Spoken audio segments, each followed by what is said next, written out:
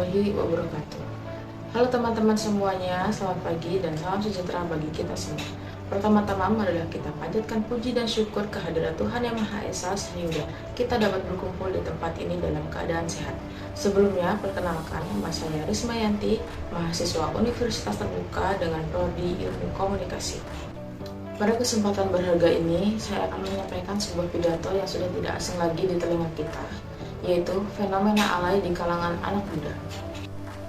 Kita hidup di era digital, di mana media sosial menjadi bagian yang tidak terpisahkan dari kehidupan kita, terutama di kalangan remaja.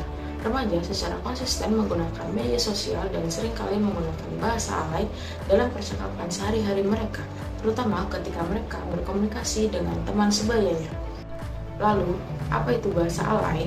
Secara sederhana, bahasa alay merujuk pada gaya berbahasa yang berlebihan, mencampurkan huruf besar dan kecil, simbol dan angka, serta menyikat kata-kata secara tidak lazim. Fenomena ini, meskipun terlihat sepele, memiliki daya tarik yang kuat di kalangan remaja.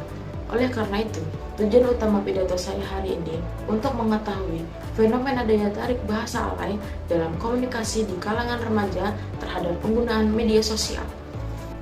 Teman-teman sekalian, berdasarkan data pendukung yang ada, mayoritas mahasiswa menyatakan penggunaan bahasa alay dapat berdampak negatif. Sejumlah 56% mahasiswa menyatakan penggunaan bahasa alay berdampak negatif dan hanya 13,3% mahasiswa yang menyatakan berdampak positif. Mengapa bisa demikian? Mari kita cermati dua dampak buruk utama penggunaan bahasa alay. Pertama, mengganggu keterbacaan dan komunikasi. Tujuan khusus pembahasan kali ini adalah menjelaskan bahwa penggunaan bahasa alay dapat mengganggu siapapun yang membaca atau mendengar. Karena tidak semua orang mengerti maksud dari kata-kata alay tersebut. Bayangkan jika kita mengirim pesan yang penuh akan singkatan dan simbol, pesan tersebut berpotensi menimbulkan kesalahpahaman atau bahkan diabaikan karena sulit dibaca. Komunikasi yang efektif adalah komunikasi yang jelas dan mudah dipahami. Kedua, mempengaruhi pemakaian bahasa Indonesia. Dampak yang paling signifikan dan serius adalah bahasa Indonesia itu sendiri. Mahasiswa menyatakan bahwa bahasa alay mempengaruhi pemakaian bahasa Indonesia baik secara lisan maupun tulisan. Secara lisan, dampaknya dirasakan oleh 53,3% mahasiswa, sedangkan secara tulisan dampaknya dirasakan oleh 13,3% mahasiswa. Bahkan 33,3% mahasiswa menyatakan terpengaruhi baik secara lisan maupun tulisan.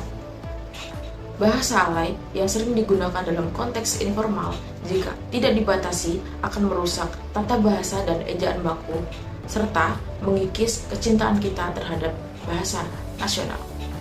Teman-teman yang berbahagia, fenomena alay adalah bagian dari dinamika sosial di kalangan remaja.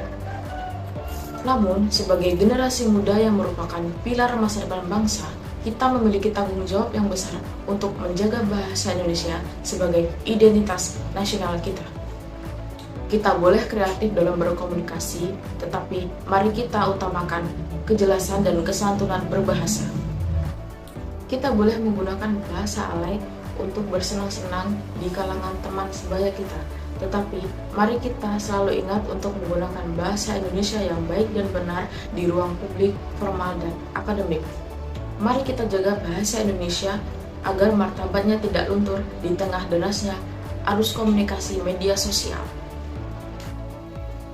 Teman-teman sekalian, itulah pidato yang dapat saya sampaikan pada hari ini. Kurang lebihnya saya mohon maaf. Sekian dan terima kasih. Wassalamualaikum warahmatullahi wabarakatuh.